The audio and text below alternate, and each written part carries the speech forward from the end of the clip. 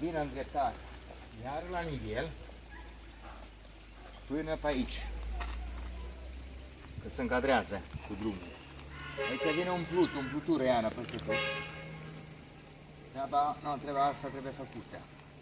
Aici, ce-a făcut el? La panta pe mare sus, ca să fie platou drept de la garaj din poate. Și el a dus cu camioncinul și cred că a dus manual de aici, cu roaba până acolo. Deci nu e și perfect, el nu a putut urca nici cu mașinile mari, nici cu a lui. Ca să magă până în capăt. No, acolo trebuie așa, no. Aici trebuie îndreptat, acolo cum am spus eu. Și de aici, cum văzut că se ridică drumul încă cu 30 de cm, atunci s-ar încadra. Dar momentan el nu a putut urca, el o basculă tot fain aici și curea cu roaba până acolo. Deci l-a foarte mult la transport, la oameni, cum s-ar zice. Și l-a cărat cu camioncinul, a făcut nu știu câte ture, când mi-a scris acolo pe hârtie. Cărând cu roaba, normal, că una când îl duceai până acolo, alta când îl duci de aici cu roaba până acolo. No. Ce-a făcut, ce mi-a plăcut mie mult, ce-a făcut aici, eu pus asta la perfecție. Pământul ăsta negru care l-a dus și talele astea de beton. No, aici e un fel de, un pic de plan înclinat. Dacă iei tu de aici, iei de jos, să vadă că el ajunge la nivelul ăsta, că este înclinat. De acolo merge drept încolo. Ea de aici merge, de la ăsta merge drept. Numai. Aia, de la parte e un miez de plan înclinat, dar că era mai înclinat, era mai bun. Că atunci el putea urca cu mașina mică. Momentan am nu mai pot urca cu nimic. Aici ce-au greșit el un pic. Atât, în rest nu au greșit nimic.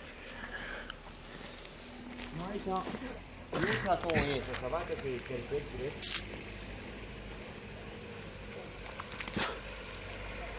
Are pichet și la mijloc. Când a cerut el are pichet și aici la margină. Aici la colț, unde i-am băgat eu curentul, trebuie să dau niște găuri. Să-i bag tubul înăuntru numai, pentru poartă, comandă citofon la poartă. Aici e platoul este iară pe fain. Și venim la scările din spate.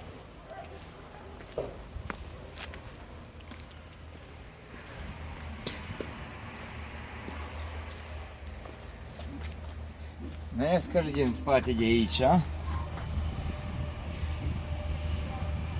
Și vin mai la deal, deci cu platourile astea.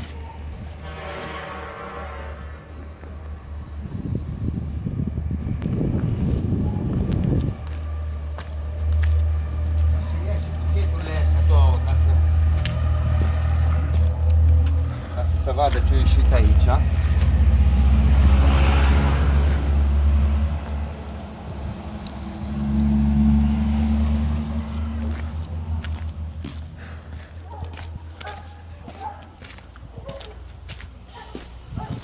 Ia de aici iară să vadă intrarea în curte cum e.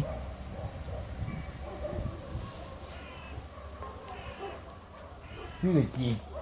Iar idem cu poarta mare, poarta mică, iei aici, adică să vadă exact.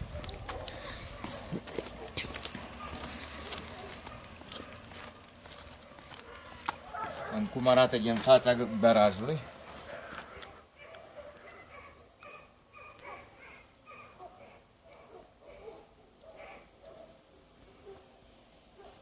Iei de aici betonul ăsta ce l-a turnat el acolo.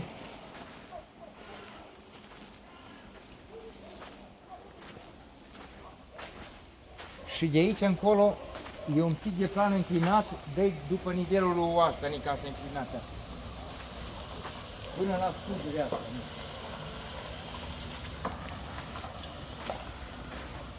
No, și de aici dai tu să vadă nivelul de diferențe care e urcare aici, că nu poate urca cu mașina mea. Vedea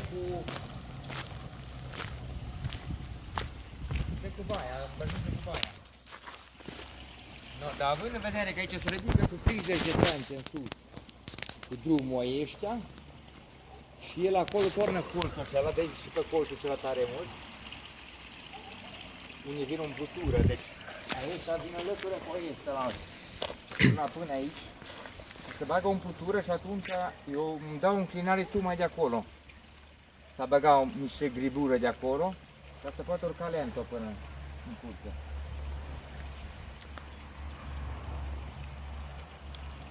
Nu, aici nu știu ce. Nu state de pastiță niște tuburi.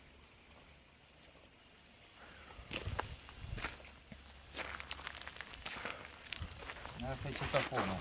Ok. Aici nu văd clanța de la ușă. Bine, hai să zic eu, nu știu cum închid aici. Hai să... Și semnează și grila asta, nu? Urgele.